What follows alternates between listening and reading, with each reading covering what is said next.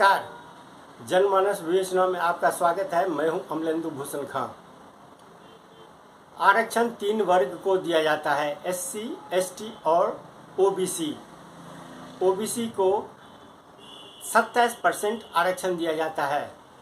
SC, ST की list जो है उसमें भी कभी कभी सुधार की जाती है, जबकि ST में तो नहीं के बराबर है, जबकि OBC लिस्ट में लगातार सुधार किए जाते रहे हैं पूरे देश में। इस लिस्ट में कई जातियों को अपने तौर तरीके से सरकार शामिल करती रहती है। वोट के हिसाब से जातियों को पिछड़े वर्ग की सूची में डालते रहती है। वोट के कारण ही ये आरक्षण आज तक देश के आज़ादी के बाद भी 70 साल बाद भी आरक्षण जारी है। अब इस लिस्ट में किस प्रकार का खेला हो रहा है, यह मैं नहीं, आपको राष्ट्रीय पिछड़ा वर्ग आयोग के अध्यक्ष हंसराज गंगाराम अहीर ही बता रहे हैं। पश्चिम बंगाल की सरकार तो सारे रिकॉर्ड को ही तोड़ दिए। पश्चिम बंगाल में 129 जातियां पिछड़ा वर्ग आयोग की पिछड़े वर्ग की सूची में है, लेकिन उन 129 जातियों में 118 मुस्लिम संप्रदाय के लोग हैं। बाकी 11 जातियां ही हिंदू वर्ग से हैं। आप इस सवाल को लेकर के गंगाराम सर हंसराज अहीर क्या कह रहे हैं, वो उन्हीं के मुंह से सुनिए। बड़े बेजिम्मेदार तरीके से वहाँ पर आरक्षण दिया जा रहा है। वहाँ पर हमने जब रिव्यू लिया 25 फरवरी को हम गए थे 2023 को, तो वहाँ पर चीफ सेक्रेटरी ने एक हमें बड़ी गंभीर जानकारी दी है कि वहाँ पर कुल मिला के आपको मैं दिया हूँ, यहाँ पर 179 जातियाँ जो है वहाँ पे OBC में आती है, और उसमें से करीब 118 जातियाँ मुस्लिम OBC हैं और 25 जातियाँ हिंदू OBC। ये तो बड़ा अजीब लगा हमको लोगों को, ये कहाँ से आ गई इतनी जातियाँ। हम मुस्लिम आरक्षण के खिलाफ में नहीं बोलना चाहता हूँ। मैं OBC कमीशन का चेयरमैन होने के नाते मुस्लिम जातियों को भी आरक्षण मिलता है, नहीं मिलता ऐसा नहीं, लेकिन हिंदू OBC से बढ़ के मुस्लिम OBC कहाँ से आए, उसके बाद उनका जवाब तो नहीं था बराबर तरीके से। और फिर बाद में वहाँ पर बात सामने आई कि वहाँ पर करीब उन्होंने 2 विभाग किए, A category, B category. A category में जो है 90 से अधिक मुस्लिम OBC हैं 100 में से, और B कैटेगरी में 90% अधिक हिंदू OBC है। और जिस तरीके से वहाँ पे आरक्षण के साथ में खिलवाड़ हुई है, अभी जो A और B का उन्होंने बाइफर्केशन करके झुकता हुआ माप जो झुकाव जो दिया है A में, तो उस वजह से क्या हुआ कि अभी पुलिस भर्ती हुई, शिक्षक भर्ती हो रही है, तो उसमें अधिक नुकसान जो असल में OBC नहीं है। कई हमने देखा वहाँ हम शिकायत ऐसी मिली कि उसमें से कई लोग ऐसे कि बांग्लादेश से आए हुए हैं, कई लोग म्यांमार से रोहिंग्या भी उसमें घुस गए हैं OBC में, और असली OBC का हिस्सा छीनकर बंगाल सरकार के द्वारा वहाँ पर खिलवाड़ हुई है, ये हमने सामने देखा है। ये इस तरीके से ये खिलवाड़ होने से कहीं पर कोई राज्यों में OBC आरक्षण के साथ में गलतियाँ करते हुए सरकार की जो नीति है, नीति से छेड़कर और मंडाला की सिफारिश के बाद में पहली बार संवैधानिक दर्जा दिया है 2018 में। हालांकि वहाँ पे SC वर्ग के लिए 25% आरक्षण दिया जा रहा है 50 में से, और 12 OBC को दिया जा रहा है, टोटल 37 जा रहा है। 13% बचा हुआ है। मतलब ये क्यों हो रहा है, क्यों रोका हुआ है, किसके लिए रोका हुआ है, जवाब तो दे नहीं पाए। फिर हमने वहाँ निर्देश दिया है कि जो 25% आपने दिया है SC को, तो बचा 25% आप OBC को दिया। अभी हमें जवाब आया है कि हम उसमें 7% देना चाहते बढ़ाकर, ऐसा कहा है, अभी दिया नहीं है। तो ऐसे कहीं ना कहीं OBC के साथ में कई राज्यों के ऐसी गलतियां हैं कि जिसमें आरक्षण देने में रोका जाता है। आरक्षण इसलिए दिया गया था कि गरीब तबके के लोग, जो पिछड़े तबके के लोग हैं, चाहे वो किसी भी जाति में हो, उनको आगे बढ़ाया जाए, समाज में आगे बढ़ाया जाए। लेकिन अब आपको जानकर के हैरानी होगी कि पेट्रोल पंप आवंटन में भी आरक्षण जो है वो किस तरह से लागू किया जाता है, जबकि क्रीमी लेयर सरकार ने खुद तय की है। क्रीमी लेयर जब सरकार ने तय की है तो पेट्रोल पंप और गैस एजेंसी लेने वाले क्या आरक्षण के दायरे में आते हैं? सरकार खुद पिछड़ा वर्ग आयोग कहता है, जो इंडियन ऑयल कंपनी 1198 जो gas petrol pump gas agency है वो पिछड़े वर्ग को आवंटित किया गया है। आप ये जान करके हैरान हो जाएंगे, जो जब इन लोगों को गैस एजेंसी आवंटित किया जा सकता है और ये गैस एजेंसी लेने के लायक हैं, तो फिर आरक्षण किस आधार पे इन लोगों को दिया जा रहा है? का या किसी सरकारी दफ्तर का उल्लेख नहीं करता हूँ, लेकिन सभी स्टेट में कहीं ना कहीं खामियां थी। हमने उन्हें निर्देश दिए आयोग के चेयरमैन के रूप में कि ये जल्दी रोस्टर दुरुस्त करे और कहीं पर भी पिछड़ा जाति के कर्मचारियों के अन्याय ना हो, वर्ग के लोगों के। इसका हमने स्पेशल उनको निर्देश दिया है, आदेश भी दिया है, जो हमारा अधिकार में आता है। करीब हमने आयोग में 6 माह में 100 से अधिक मामले जो गंभीर चल रहे थे उसको निपटारा कर दिया है। पंजाब चंडीगढ़ में आयोग के शासकीय दौरे के दौरान हमने 10 से ज़्यादा मामले को निपटाया है।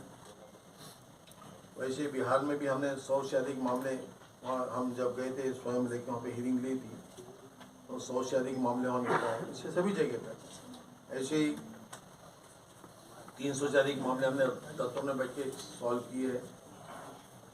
और पश्चिम बंगाल के विभिन्न विश्वविद्यालयों में ओबीसी के असिस्टेंट प्रोफेसर के 55 पद, एसोसिएट प्रोफेसर के 80 पद और प्रोफेसर के 56 पद बैकलॉग चिन्हित किया गया।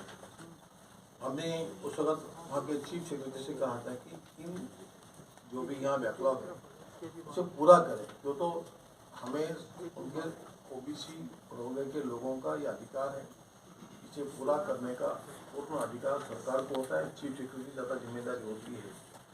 ऐसे हमने सभी जगह पे, गुजरात हो, महाराष्ट्र हो, जहाँ भी ऐसी कमियां दिखी उसका हमने पूरा करने का प्रयास किया है।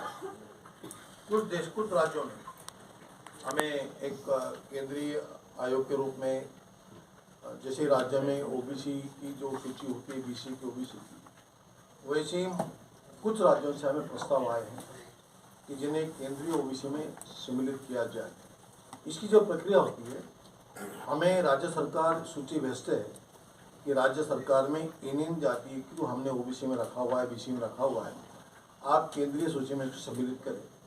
तो इसमें गुजरात से कुछ जातियाँ आई थी, जो खरक जाति की हमें सूची मिली है, हमने उसकी प्रक्रिया चालू कर दी है। महाराष्ट्र से भी, महाराष्ट्र सरकार ने भेजी, दोदी, लिंगायत, भोयर, पवार, झाड़े और भी 2-3 जातियों के उन्होंने हमको नाम भेजे थे। एक कुल मिलाकर तेलंगाना में भी बहुत बड़ी संख्या में यहाँ की राज्य सरकार ने 40 जातियों को ओबीसी में सम्मिलित करने का हमें रिक्वेस्ट की है, सूची भेजी है, अर्थात रिक्वेस्ट पर सिफारिश की है।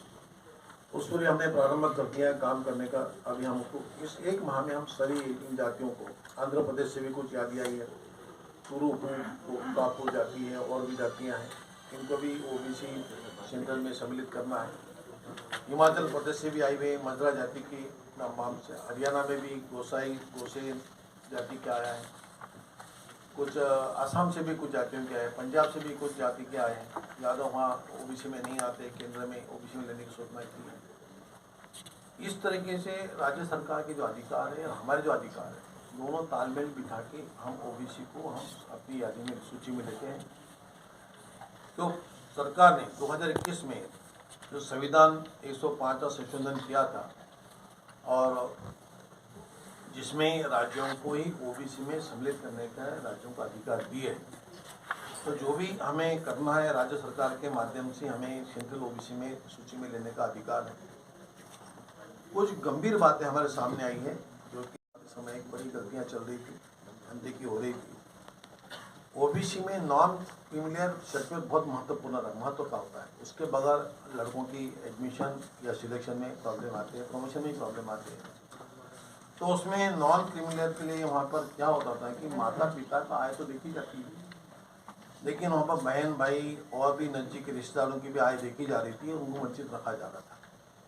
हम 21 फरवरी को वहाँ गए थे, तो हमने उनको मुख्य सचिव से मीटिंग के बाद में हमने निर्देश दिया है कि आप गलत कर रहे हैं, वो भी छात्रों के साथ में अन्याय हो रहा है। तो उन्होंने उस पर करने का पूरा प्रक्रिया चालू कर दी और हमें पत्र आया है कि उन्होंने सुधार कर दिया है। राजस्थान में 7 जिले ऐसे थे कि जो हम रिव्यू लेने गए थे कि वहाँ ओबीसी को आरक्षण नहीं दिया जाता था,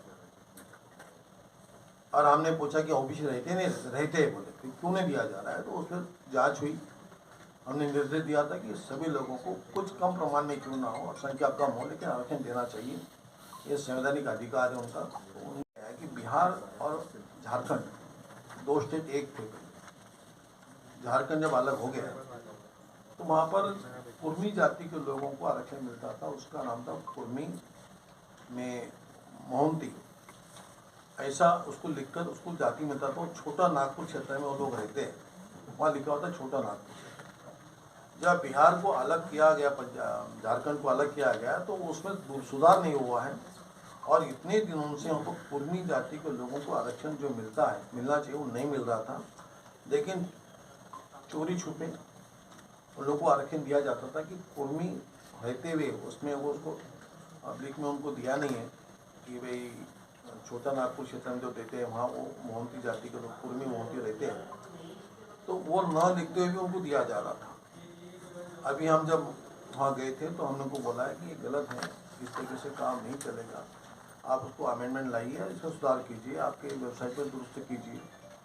तो वहाँ पर उसके बाद में उन्होंने दुरुस्ती की, और साथ में ही वर्षों से अर्थात 1993 से लेकर अभी तक, जब हम 11/5 को बिहार गए थे, तब तक का नॉन क्रीमिलियर के लिए वहाँ पर चतुर्थ श्रेणी के तृतीय श्रेणी के कर्मचारियों का आय जो देखी जाती है आय, उसमें काउंट नहीं होती है, और साथ में खेती से मिलने वाली आय को भी काउंट नहीं करते। लेकिन वहाँ पर वर्षों से ये चल रहा था कि 4th क्लास 3rd श्रेणी के चतुर्थ श्रेणी के कर्मचारियों की आय अपने बच्चों के लिए बाधा बन गई थी, और कृषि की आय भी उसमें काउंट नहीं होती। तो इस वजह से वर्षों से वहाँ का ओबीसी वर्ग नॉन क्रिमिनल सर्टिफिकेट लेने में अड़चनें पैदा हो रही थी, और कई दिनों से ये मामला चल रहा था। जब हमने मीटिंग ली और वहाँ पर हमने चीफ सेक्रेटरी नॉलेज में बात ला के दी है कि कुर्मी जाति का विषय और नॉन क्रिमिनल में जो बाधा आ रही है ओबीसी वर्कर के लिए, जो सरकार चाहती है कि इन्हें न्याय मिले, केंद्र सरकार की नीति बनी है, राज्यों ने माना है, और ओबीसी के लिए सबसे बड़ा आंदोलन कहीं चला है तो बिहार से चला था, और बड़े बड़े नेता वहीं से निकले थे, फिर भी वहाँ ऐसा अन्याय हो रहा था।